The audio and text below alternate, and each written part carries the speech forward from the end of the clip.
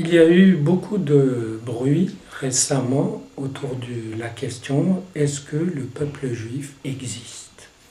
C'est curieux parce que beaucoup l'ont rencontré, mais il y a des nouveaux historiens israéliens qui, à argument à l'appui, démontrent que c'est une pure construction du mouvement sioniste au XXe siècle qui a fait croire au monde et à tous ces juifs que ce qui était leur raison d'être, c'était qu'ils étaient exilés et qu'ils devaient revenir vers le retour à leur patrie d'origine, celle de leurs ancêtres, etc.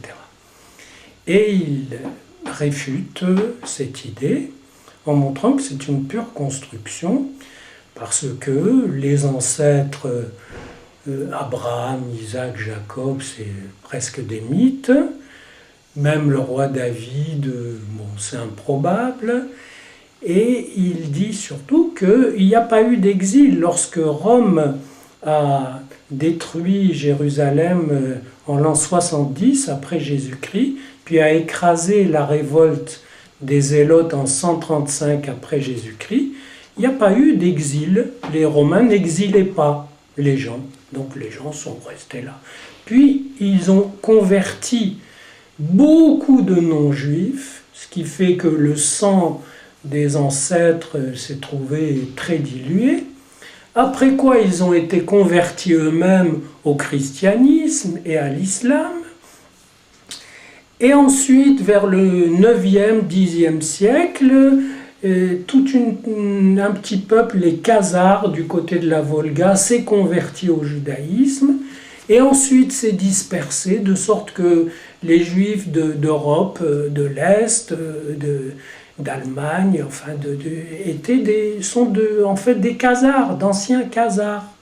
Et donc, cette idée d'une continuité du peuple juif qui fonderait ce peuple, c'est un mythe. C'est un mythe activé par les sionistes. Et ce qui m'a frappé dans cette idée, c'est que c'est l'extrême ignorance où sont ces gens qui pourtant ont grandi dans le pays de la Bible et qui ne connaissent pas la Bible parce qu'ils l'ont casé livre religieux.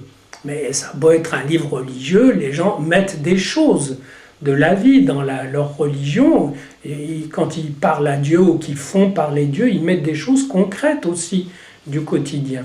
Or, c'est un livre qui raconte l'arrivée dans cette terre supposée promise, c'est-à-dire en fait une terre qu'ils ont convoitée, qu'ils ont voulu conquérir, et ils y ont vécu un certain nombre de siècles.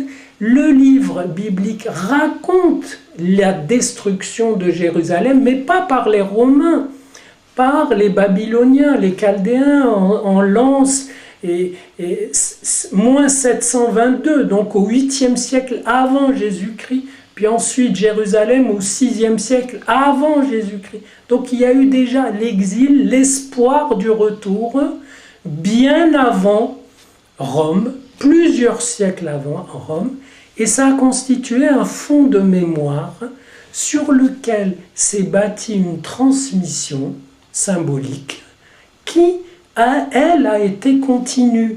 Et si elle est passée par des conversions, c'est-à-dire des étrangers, des non-juifs qui ont adhéré au judaïsme, ça veut dire que cette idée est tellement forte qu'elle a traversé aussi des peuples étrangers pour rester vivante.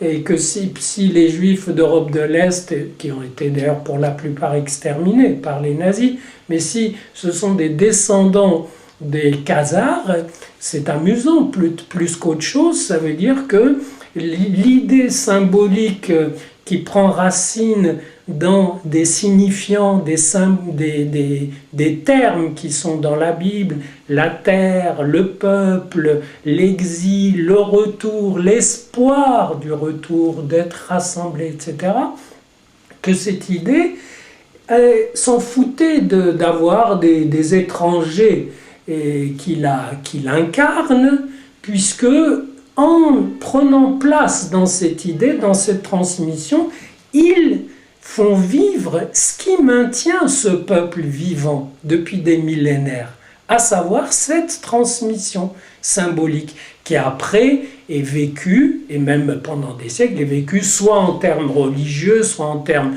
purement culturels, plus tard en termes laïques. Aujourd'hui, il y a très peu de traits communs entre un juif hyper laïque et un juif religieux, mais tous ont en commun quelques mots qui ont cette valeur symbolique qui a porté ce peuple et qui a fait que, effectivement, au XXe siècle, un mouvement nationaliste a considéré que le plus judicieux était de se raccrocher à cette vieille idée d'exil, de retour, de terre ancestrale, etc. À quoi d'autre pouvait-il s'accrocher? Mais ça, c'est une utilisation récente d'une transmission qui, elle, existait depuis toujours. Le premier livre sioniste, entre guillemets, au sens d'amour de Sion, de Jérusalem, etc., c'est la Bible. Après, les gens du XXe siècle ont fait des élaborations, ont écrit l'histoire à leur façon, l'ont un peu réarrangée.